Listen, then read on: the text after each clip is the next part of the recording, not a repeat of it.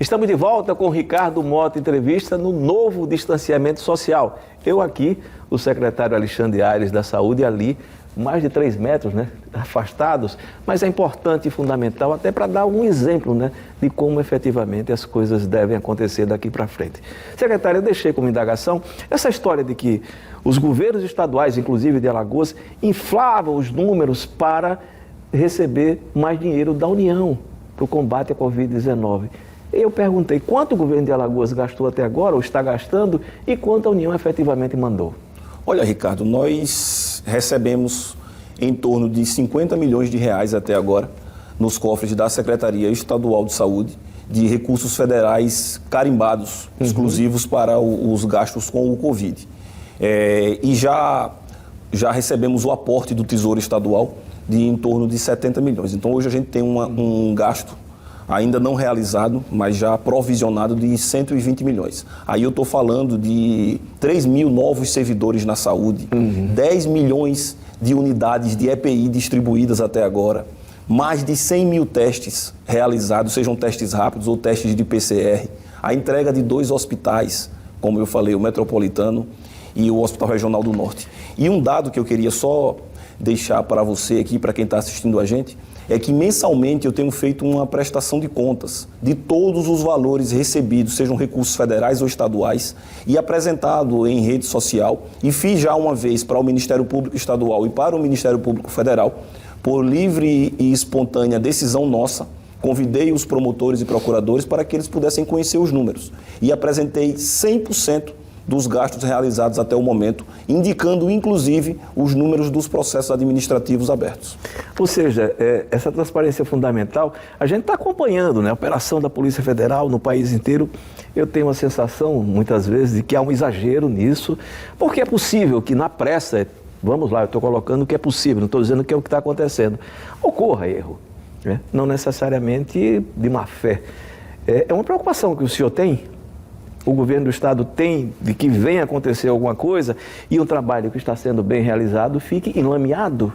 Olha, Ricardo, quem está à frente de cargos públicos tem que sempre priorizar a transparência. É claro que a gente tem preocupação... Mas numa situação emergencial, às vezes é obrigado a gente tem trabalhado para demonstrar essa transparência, por isso que esse diálogo, essa interlocução com o Ministério Público tem sido muito permanente. É claro que no momento de pandemia, nós precisamos fazer algumas escolhas entre salvar vidas ou instruir corretamente um processo administrativo. Mas se for feito de transparência e com justificativa, eu não tenho dúvida de que vai ser bem compreendido ou será bem compreendido.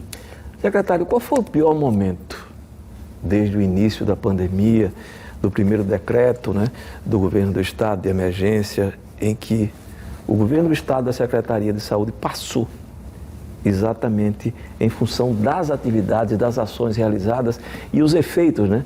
Porque os números agora estão caindo, mas nem sempre foi assim. Qual foi o pior momento? Olha, Ricardo, nós tivemos vários momentos muito difíceis, mas eu queria pedir a você para citar 2 destes. O primeiro, por ordem cronológica, foi o dia da primeira morte.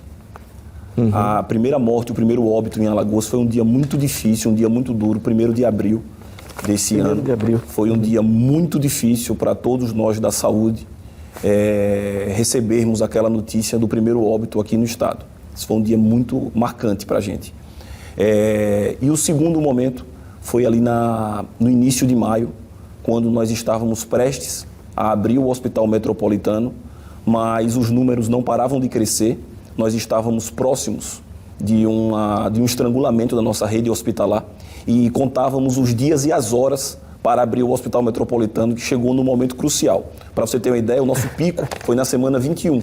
E a semana 21 é exatamente na segunda quinzena do mês de maio, quando nós abrimos o Hospital Metropolitano. Pois é, eu falei no início aqui da história do acaso, né? O acaso terminou ajudando, é impressionante, né? Eu, inclusive, fiz críticas várias vezes, né, sobre a construção de vários vários hospitais aqui no estado, quando a rede existente sofre deficiência, ainda sofre, né? E vamos falar sobre isso daqui a pouco. Entretanto, esse acaso veio ajudar, quer dizer, a inauguração do Hospital Metropolitano, Porto Calvo. Foi sorte, eu não vou usar essa expressão, eu não gosto de sorte, né? Mas o acaso ajudou, deu um empurrãozinho eu não diria que foi um né? acaso, foi a consolidação de um planejamento. Mas não tinha um planejamento para esse momento específico. Não tinha um planejamento para o Covid, porque ninguém sabia que viria essa pandemia. Mas havia uma necessidade muito clara de se construir uma nova rede hospitalar em Alagoas, como ainda há. Nós tínhamos o maior déficit de leitos públicos do Nordeste.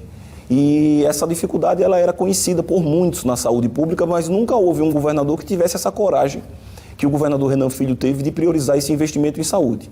Então nós, com a entrega do Hospital da Mulher, o Hospital da Mulher, a gente fala muito no Metropolitano e no Regional do Norte, porque foi entregue na pandemia. Mas se a gente parar para observar, o Hospital da Mulher, que hoje é a maior referência no enfrentamento ao Covid, com 100 leitos, 150 leitos clínicos, ele foi entregue em setembro de 2019. Então, é um hospital muito novo, não tem nenhum ano de funcionamento. Um outro dado muito importante, Ricardo, é que em dezembro, agora passado, em 2019, nós entregamos 2 UPAs. Essas UPAs foram muito importantes como portas principais de primeiro atendimento para esses pacientes com síndromes respiratórias, como o Covid-19. Pois é, o senhor falou em legado. É um legado extremamente importante, só lembrando, né? A rede pública de saúde aqui era rede complementar à rede privada e hoje já é uma situação que se inverteu. Como tocar esse legado, o que é que vai ficar efetivamente de legado e como manter o custeio e funcionamento dessas unidades? Daqui a pouquinho, até já.